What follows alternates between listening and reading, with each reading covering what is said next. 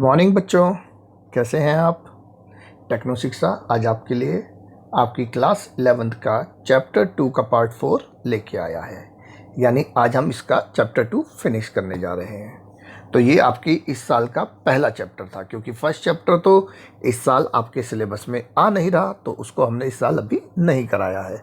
ठीक है, तो चैप्टर 1 को हटा दिया गया है कोविड-19 पेंडेमिक की वजह से। तो चैप्टर 2 का हमने 3 पार्ट इससे पहले किए थे। अगर आपने वो नहीं किए हैं तो डिस्क्रिप्शन बॉक्स में से लिंक देखकर आप पिछले तीनों चैप्टर को कर सकते हैं। तो शुरू करें आज चौथा पार्ट। चलिए शुरू करते हैं। Okay, ready.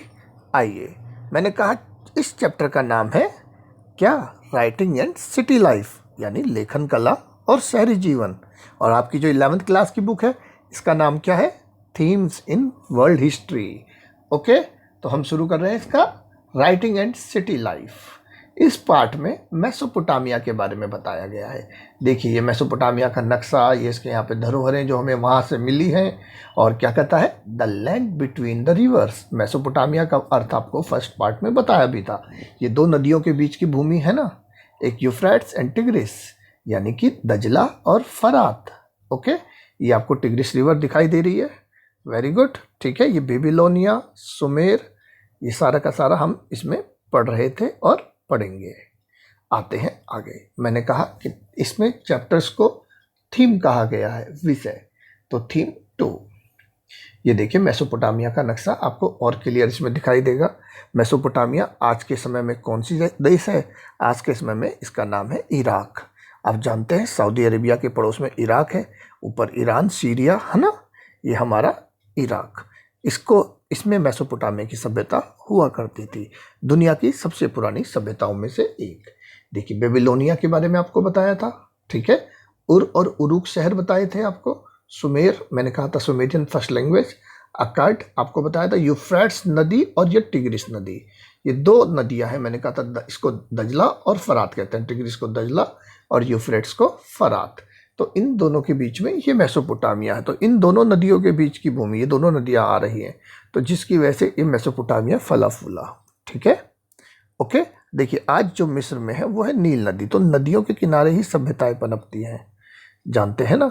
सभ्यताओं को सबसे पहले पानी चाहिए, सभी चीज़ें उसके पास में ही तो पनपेंगी। चलिए आगे चलते हैं। मेसोपोटामिया और सिंधु घाटी सभ्यताओं में भी संपर्क था। आप जब 12th क्लास में जाएंगे आप इंडस वैली सिविलाइजेशन पढ़ेंगे, जो भारत के पश्चिमोत्तर भाग में स्थित थी, north western part of India.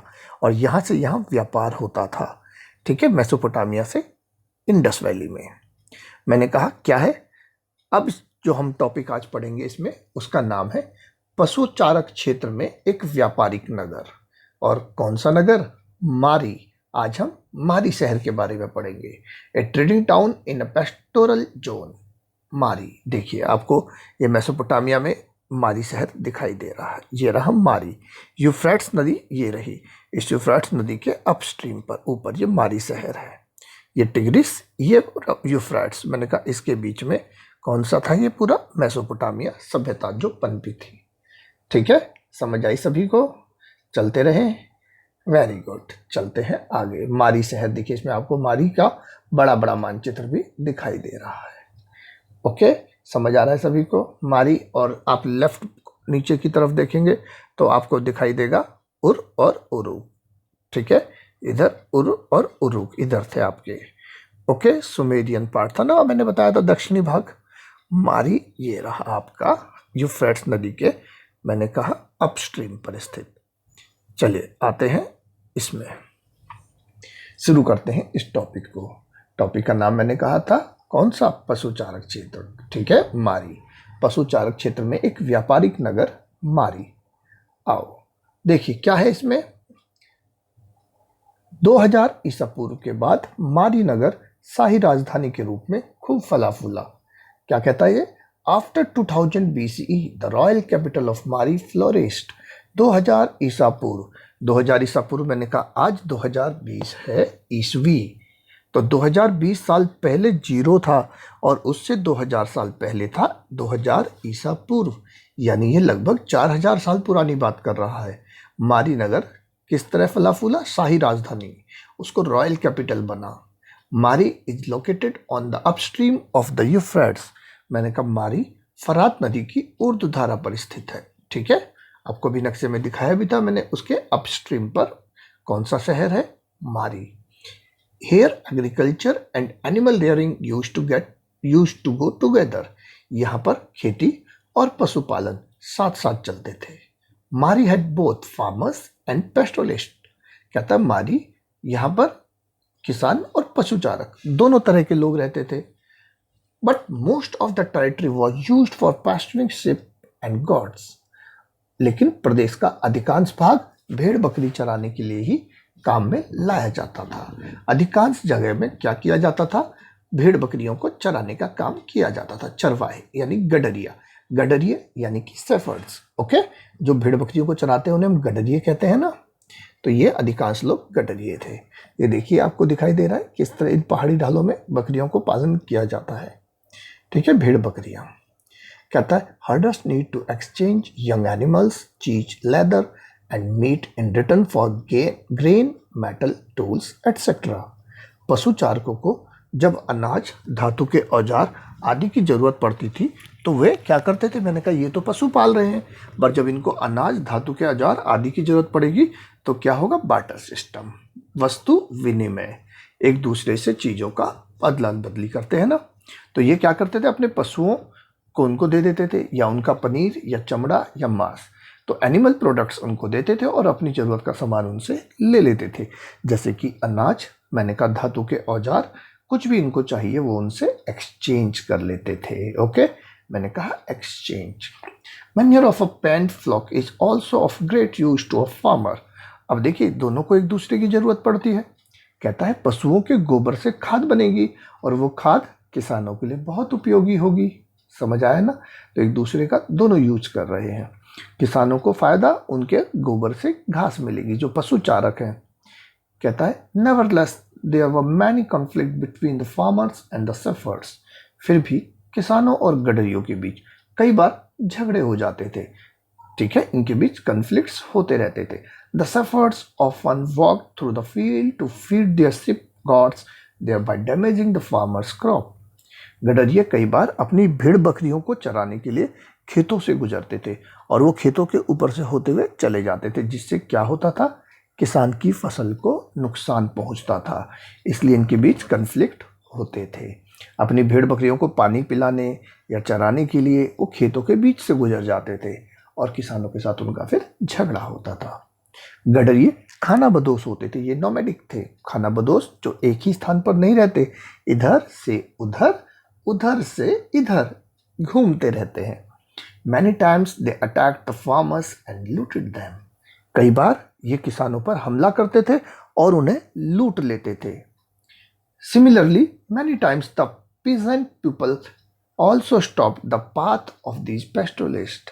इसी तरह कई बार किसान लोग भी इन पशुचारकों का रास्ता रोक लेते थे। मैंने कहा गडरिये खाना बदोश थे, ये किसानों पर हमला करते थे और उन्हें लूट लेते थे। और इसी तरह किसान भी, ये भी कम नहीं थे, ये भी पशुचारकों का रास्ता रोक लेते थे, उन्हें आने ही नहीं देते थे, क्योंकि उनको इनकी वजह से परेशानी होती थी। और उन्हें अपने पशुओं को नदी नहर तक नहीं ले जाने देते थे। क्यों? क्योंकि जब पशुचारक जाते थे तो वो, मैंने कहा, खेतों को नुकसान पहुँचाते हुए जाते थे। ये देखिए आपको ये दिखाई दे रहे हैं नोमैडिक, इस तरह के लोग, है ना, आप देखते आए हैं। घुमंतु जो होते थे इधर से उधर, खाना बदोश। आगे आते हैं यायावर समुदाय के झुंड पश्चिमी मरुस्थल से आते रहते थे। जो वेस्ट में मरुस्थल था, यहाँ से नोमैडिक कम्युनिटीज़ के पूरे पूरे झुंड आते थे। यह समूह गडरिये, फसल काटने वाले मजदूरों और भाड़े के सैनिकों के रूप में आते थे। कैसे आते थे? यहाँ से गडरिये की तरह आए या फसल काटने वाले मजदूरों की तरह आए। भाई किसानों को मजदूरों की ज़रूरत होती थी, तो ये झुंड के झुंड वहाँ से आ रहे हैं, मजदूरी यहाँ कर रहे हैं, या फौज में भाड़े के सैनिक के रूप में आ गए।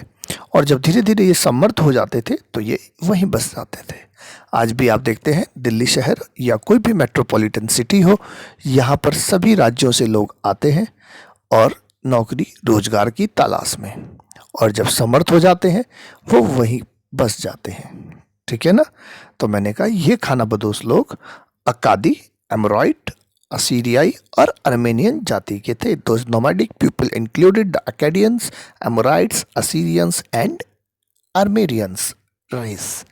कौन सी जाति के थे? मैंने कहा ये सारे सारे जो थे ये खानाबदोश लोग ही थे और जो यहाँ पर आए और बाद में ये साम्राज्य इन्होंने स्थापित किया। ओके, चले आगे। कहता मारी के राजा एमोराइट समुदाय के थे। एक मारी में राजा हुए, वो एमोराइट समुदाय यानी ये लोग भी बाहर से आए थे पर यहीं बस गए और धीरे धीरे समृद्ध हुए तो राजा तक बन गए।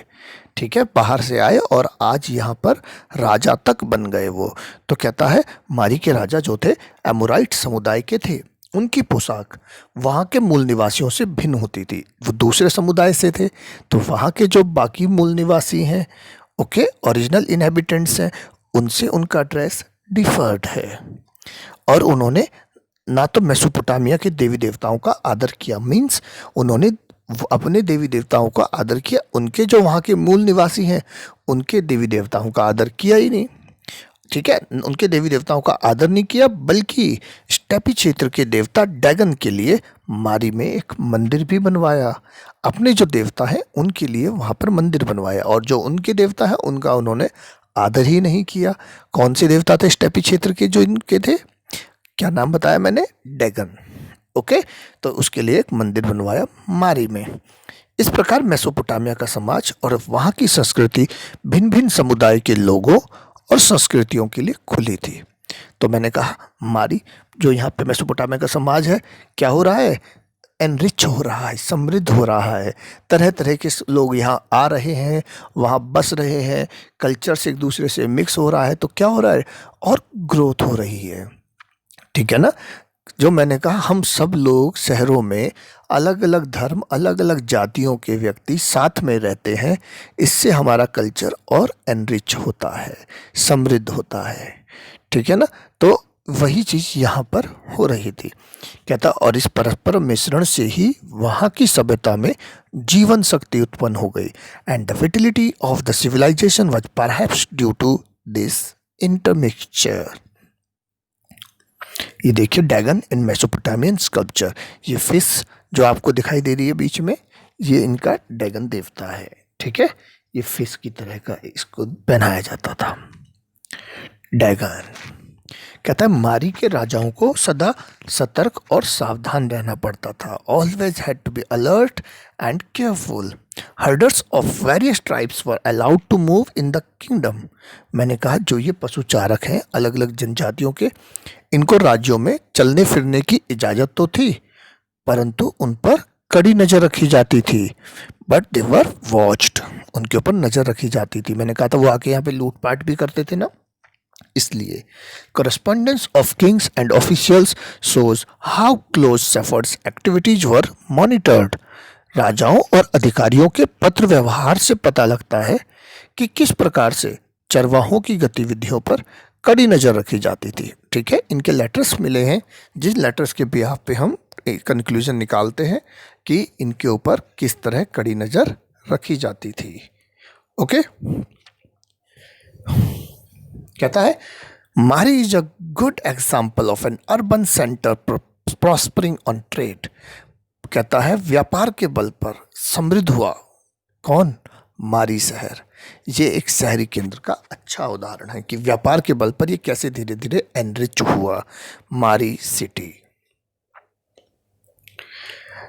Through this would, copper, ranga, oil, wine, etc. were taken to Turkey, Syria and Lebanon via Euphrates। यूफ्राट्स नदी जो है आपकी, मैंने कहा जिसे हिंदी में फरात नदी कहते हैं, तो फरात नदी में यानी कि जल मार्ग के द्वारा यहाँ से लकड़ी, तांबा, रांगा, तेल, मदिरा आदि सामान को कहाँ ले जाया जा रहा है? तुर्की, सीरिया और लेबनान में। The officials of Mari used to go to the ship and check the goods and collected about 1/10 of the value of the goods as a tax। मारी के अधिकारी विदेशों में जाते हैं, जलपोत पे जाते हैं, सामान की जांच करते हैं और सारा एस्टिमेट लगाते हैं उसके प्राइस का, और जितना उसका प्राइस होता है उसका 1/10 यानी 10वां भाग टैक्स के रूप में वसूल करते हैं। कितना कर वसूलते हैं? 10वां हिस्सा कर, कर मानी टैक्स। ठीक है, ये पहला टॉपिक हमने पढ़ा। अब दूसरा टॉपिक इसमें आता है cities in Mesopotamia culture. Mesopotamia संस्कृति में शहरों का महत्व। ओके, तो करते हैं इसमें। कहता है Mesopotamian valued city life. Mesopotamia वासी शहरी जीवन को महत्व देते थे। ठीक है, शहरी जीवन को महत्व देते थे मेसोपोटामिया वासी। अनेक समुदाय और संस्कृति के लोग साथ साथ रहा करते थे।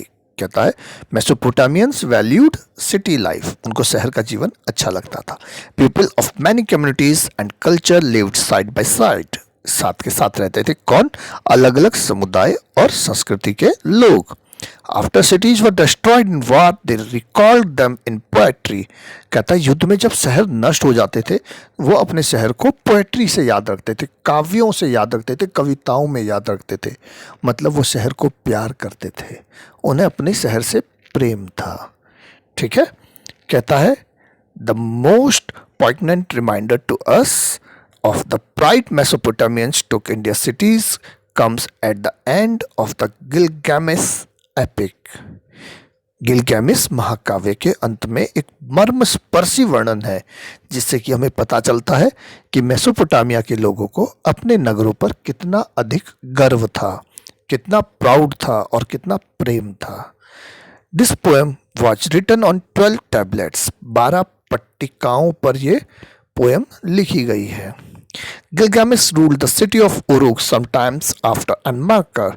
गिलगामेश ने एनमार्कर के कुछ समय बाद उरुक नगर पर शासन किया था। एनमार्कर के बारे में हमने पढ़ा था पिछले वीडियो में। ठीक है, सेकंड पार्ट में हमने बताया था कैसे एनमार्कर कहता है मंदिरों के लिए बहुमूल्य पत्थर लेके आओ। ठीक है, उनका दूत जाता है, तो वो सारी कहानी थी। तो कहता है गिलगैमिश जो है एनमार्कर के कुछ समय बाद उरुक नगर पर शासन करने आया। अब ये गिलगैमिश में क्या बताता है सुनते हैं जरा। ये देखिए गिलगैमिश का एक चित्र मैंने आपको दिखाया हुआ है जो वहाँ की स्टैचू स्कल्पचर से प्राप्त हुआ है। शेर के बच्चे को देखो उसने कैसे गले लगा रखा है। ओके, बहुत ही बड़ा योद्धा था गिलगैमिश। कहता है यह एक महान योद्धा था, a great hero who had subdued people far and wide, जिसने दूर दूर तक के प्रदेशों को अपने अधिकार में कर लिया था। But he was shocked when his heroic friend suddenly died. परंतु इसको बहुत गहरा झटका कब लगा? जब इनका एक बहुत ही वीर मित्र अचानक मर गया। अपने मित्र के मृत्यु से ये दुखी हुए और खोजने निकल पड़े अमरत्व को कि क्या है मृत्यु, क्या है जीवन, ये मृत्यु सबको क्यों होती है। तो ये अमरत्व की खोज में निकल पड़े गिलगैमिश। सागरों महासागरों को पार कर दुनिया का चक्कर लगाया मगर सक्सेसफुल नहीं रहे। ओके, कहता said he set out in search of immortality crossing the seas and oceans the world around the world but did not get success. ये देखिए कितना भावुक मर्मस्पर्शी ये चित्र है जिसमें गिलगैमिश अपने मित्र को गले लगा रहा है। ठीक है, उसकी मृत्यु के बाद इसी के उसको बड़ा ही गहरा झटका लगा था और वो अमृत की खोज में निकल पड़ा था, इमॉर्टैलिटी। पर आप जानते हैं कि मृत्यु ही एकमात्र सत्य है। ओके, सभी लोग सत्य की खोज में निकले ना, चाहे गौतम बुद्ध, महावीर स्वामी, पर सत्य क्या है? सत्य तो सिर्फ एक मृत्यु है, बाकी सब कुछ जीवन में असत्य है। तो ये भी अमृत की खोज में निकल पड़े। कहता हार कर अपने नगर उरुक वापस लौट आया। Defeated and return to his city of Uruk. There he consoled himself while walking back and forth near the boundary walls of the city. वहां उन्होंने शहर की चार दीवारी के आगे पीछे चहलकदमी करते हुए खुद को सांत्वना दी। Thus he takes consolation in the city। वहाँ पर वो ईंटें देखता है उनकी जो क्या कहते हैं नींव की, चार दीवारी की, अपने शहर की। तब उनको कहता है इस प्रकार उसे अपने नगर में ही सांत्वना मिलती है जिसे उसकी प्यारी प्रजा ने बनाया था। उसको अपने शहर से प्रेम होता है। सारी दुनिया घूमने के बाद उसको लगता है मेरा जो ये शहर है यही सबसे अच्छा है, मेरी प्रजा मुझे इतना प्यार करती है, मेरी प्रजा इतनी अच्छी है। तो वो उसको सांत्वना वहीं पर आकर मिली। अगला टॉपिक है इसमें द लीगेसी ऑफ राइटिंग, लेखन कला की देन। लास्ट टॉपिक है इसका। कहता the greatest legacy of Mesopotamia to the world its scholarly tradition of time recording and mathematics. Mesopotamia की दुनिया को सबसे बड़ी देन है उसकी काल गणना, मतलब कैलेंडर, और गणित की विद्वतापूर्ण परंपरा। तो जो सबसे ज़्यादा इसने दुनिया को क्या दिया, सबसे अच्छी चीज़, मैथमेटिक्स एंड कैलेंडर। देखिए, लेखन कला की देन, कालगणना और गणित। Okay, the legacy of writing, calendar and mathematics.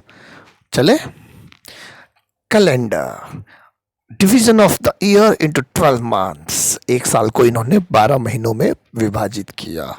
The division of month into 4 weeks, एक महीने को 4 हफ्तों में बांटा। द डे इंटू 24 आवर्स, एक दिन को 24 घंटे में बांटा। And the our into 60 minutes, एक घंटे को 60 मिनट में विभाजित किया। वही सब कुछ जो आज हम कर रहे हैं, इन्होंने आज से 4,500 साल पहले कर दिया। देखा, solar eclipse and lunar eclipse were observed and noted. सूर्य ग्रहण और चंद्र ग्रहण का इन्होंने हिसाब लगाया और बताया कि ये क्या है, कैसे हो रहा है और निश्चित पीरियड पे आ रहा है। There were record about the observed positions of stars and constellations in the night sky. आकाश में तारों और तारामंडल की स्थिति का हिसाब भी इन्होंने रखा। तो कैलेंडर में ये काफ़ी आगे थे, कालगणना। फिर कहता है mathematics. Some tablets dating back to 1800 BC have been found. 1800 ईसा पूर्व के आसपास की कुछ पट्टिकाएं प्राप्त हुई हैं, टैबलेट्स मिले हैं। In which tablets of multiplication and division are given, जिसमें गुणा और भाग की तालिकाएं दी गई हैं। Squares and square roots tables, वर्ग और वर्गमूल की सारणियां भी। कंपाउंड इंटरेस्ट टेबल्स, चक्रवृद्धि ब्याज की सारणियां भी प्राप्त हुई है। देखिए, उन्होंने उसी टाइम पे compound interest, square and square roots, tables, multiplication, division सब कर दिया था। उस समय भी विद्यालय में छात्रों को किस तरह के प्रश्न दिए जाते थे कि एक खेत जिसका क्षेत्रफल इतना है, इसमें इतना अंगुल पानी भर गया, तो इसमें पानी का आयतन ज्ञात कीजिए। वॉल्यूम, जो मैथमेटिक्स में आप पढ़ते हैं, 10th क्लास में आपने मैथमेटिक्स में वॉल्यूम पढ़ा होगा, है ना, आयतन, क्षेत्रफल गुणा ऊंचाई। तो ये सवाल ये 4,500-5,000 साल पहले कर रहे थे बच्चे। आज तक तुम्हें समस्या है, आज भी तुम में से आधे से ज़्यादा बच्चे नालायक आयतन का सवाल नहीं कर पा रहे हो, ठीक है ना। तो कहता है ये उस समय उन्होंने सीख लिया था। The square root of 2 is given, 2 का वर्गमूल इन्होंने निकाल दिया। कैसे निकाला? 1 प्लस 24/60 प्लस 51/60 स्क्वायर प्लस 10/60 का क्यूब, इन्होंने अपना ये निकाला 2 का वर्गमूल। आज जब हम इसका कैलकुलेशन करते हैं जो उन्होंने निकाला था, तो ये बैठता है 1.41421296। हमने कहा वाह, इतना सटीक मान इन्होंने निकाला। जो आज हम इसका एग्जैक्ट मान निकाल चुके हैं वो है 1.41421356। मतलब यहाँ पर लास्ट में 296 था और अब हम देख रहे हैं 356। मतलब दशमलव के इतने गहरे तक वो पहुंच चुके थे, काफ़ी नज़दीक था। आज के समय में ज्ञात सही मान के काफ़ी नज़दीक इन्होंने कैलकुलेशंस कर ली थी। तो मैंने कहा लेखन कला की देन इनकी ये 2 मुख्यतः थी। ठीक है, चले आगे। आगे देखिए, कहता मेसोपोटामिया वासियों की इन महत्वपूर्ण उपलब्धियों में से एक भी उपलब्धि संभव नहीं होती यदि लेखन की कला और विद्यालय जैसी संस्थाओं का अभाव होता। अगर विद्यालय नहीं होते, उनको लेखन की कला नहीं होती, तो आज ये सब पॉसिबल नहीं था। ठीक है, none of this momentous Mesopotamian achievements would have been possible without writing and the urban institution of schools. अब आपकी किताब में लास्ट में कुछ टाइमलाइन यानी काल रेखा दिया हुआ है, इसमें से भी क्वेश्चन बनते हैं, इसे भी आप ध्यान से देखें। टाइम पीरियड आपको बताया हुआ है। कहता है लगभग 7,000 से 6,000 ईसा पूर्व उत्तरी मेसोपोटामिया के मैदानों में खेती की शुरुआत शुरू हो गई। ठीक है, तो 7,000 से 6,000 ईसा पूर्व, आज 2020 है, तो 2020 जोड़ोगे 7,000 में, यानी 9,000 साल पहले की बात कर रहा है। तो नॉर्दर्न मेसोपोटामिया के मैदानों में खेती शुरू कर दी थी आज से 9,000 साल पहले। और दक्षिणी मेसोपोटामिया में सबसे पुराने मंदिर मिले हैं आज से 7,000 साल पहले, यानी लगभग 5,000 ईसा पूर्व। ठीक है, देखो 5,000 ईसा पूर्व, मैंने कहा सब में 2020 जोड़ोगे तो वो एग्जैक्ट आपका आज से पुराना निकल जाएगा। कहता है मेसोपोटामिया में लेखन की शुरुआत हो गई थी लगभग 3200 ईसा पूर्व। ओके, उरुक का एक विशाल नगर के रूप में विकास हुआ। कब? 3,000 ईसा पूर्व। कांसे के औजारों के इस्तेमाल की बढ़ोतरी। सबसे पहली धातु कांसा ही खोजी थी मानव ने। ठीक है, कांसा मिश्र धातु है, सॉरी, तांबा से मिलकर बनती है ना। ओके, चलें आगे। हाँ जी, तांबा और जिंक होता है पीतल, और तांबा और टिन होता है कांसा। कहता है आरंभिक राजाओं का शासनकाल जिसमें गिलगैमिस जैसे पौराणिक राजा भी शामिल है। कब की बात है ये? 2700 से 2500 ईसा पूर्व, BCE। कीलाकार लिपि जिनको हमने पढ़ा था ना इसमें क्यूनिफॉर्म, तो ये कहता है 2600 ईसा पूर्व। सुमेरियन के बदले अक्कादी भाषा, पहली भाषा सुमेरियन थी ना, फिर उसके बदले 2400 ईसा पूर्व में आई अक्कादियन भाषा। सारगोन अक्कद सम्राट बने थे 2370 ईसा पूर्व। सीरिया, तुर्की और मिस्र तक कीलाकार लिपि का प्रसार हुआ और महत्वपूर्ण शहरी केंद्रों के रूप में मारी और बेबीलोन का उद्भव हुआ लगभग 2000 ईसा पूर्व में। मारी और बेबीलोन, मारी आज पढ़ा, बेबीलोन हमने पहले पढ़ा था। बेबीलोन फेमस है अपने हैंगिंग गार्डन, बेबीलोन के झूलते बगीचे, पहले 7 वंडर्स में इसको काउंट करते थे। ठीक है, तो और मैंने कहा बेबीलोन में सिकंदर की मृत्यु भी हुई थी जब वो यहाँ से राजा पौरुष को हराकर वापस जा रहा था। ठीक है, तब बेबीलोन में ही सिकंदर की मृत्यु भी हुई थी। आगे चलते हैं। मैंने कहा गणितीय मूल पाठों की रचना 1800 ईसा पूर्व। अब सुमेरियन बोलचाल की भाषा नहीं रही। असीरियाई राज्य की स्थापना हुई थी 1100 ईसा पूर्व में और लोहे का प्रयोग हुआ 1000 ईसा पूर्व में। असीरियाई जो किंगडम था 720 से 610 BCE। ठीक है, असुरबनीपाल का शासन कहता है 668 से 627 ईसा पूर्व। और सिकंदर ने बेबीलोन को कब जीता था? 331 ईसा पूर्व में। अक्कादी भाषा और कीलाकार लिपि प्रयोग में नहीं रही लगभग पहली शताब्दी, यानी लगभग पहली शताब्दी तक कीलाकार लिपि प्रयोग में थी। 2600 ईसा पूर्व में मैंने कहा था इसका विकास शुरू हुआ था। ठीक है, यूनिफॉर्म का बताया था आपको पिछले फर्स्ट पार्ट में, इसमें वीडियो में पढ़े भी थे आपने। और पहली शताब्दी तक ये रही थी, इतने साल तक। ओके, 1850 में कीलाकार लिपि के अक्षरों को पहचानना और पढ़ा गया। कब पढ़ा गया? 1850 में। ओके, ये आप इंग्लिश मीडियम वाले बच्चे देख सकते हैं, beginning of agriculture in northern Mesopotamian plains. Okay, देख लीजिएगा एक बार। चलें अब आगे। चलिए अब हम करते हैं इस चैप्टर को यहाँ पर ख़त्म। आज के लिए इतना ही, हम जल्दी से दूसरा वीडियो लेके आएंगे। तो सभी 11वीं क्लास के बच्चे और साथ ही जो भी UPSC की तैयारी कर रहे हैं उनमें भी वर्ल्ड हिस्ट्री, मेसोपोटामिया काफ़ी ज़्यादा पूछा जाता है। हर UPSC के बच्चे को NCERT अच्छी तरह तो करनी ही पड़ेगी। तो इसीलिए अगर आप 11th क्लास में हैं या आप UPSC की तैयारी कर रहे हैं या किसी भी कंपटीशन एग्जाम्स की तैयारी कर रहे हैं तो इन वीडियोज़ को ध्यान से सुने और तैयारी करने वाले बाकी बच्चों को भी फॉरवर्ड करें। तो आज के लिए इतना ही। नमस्कार बच्चों, फिर मिलेंगे अगले चैप्टर के साथ।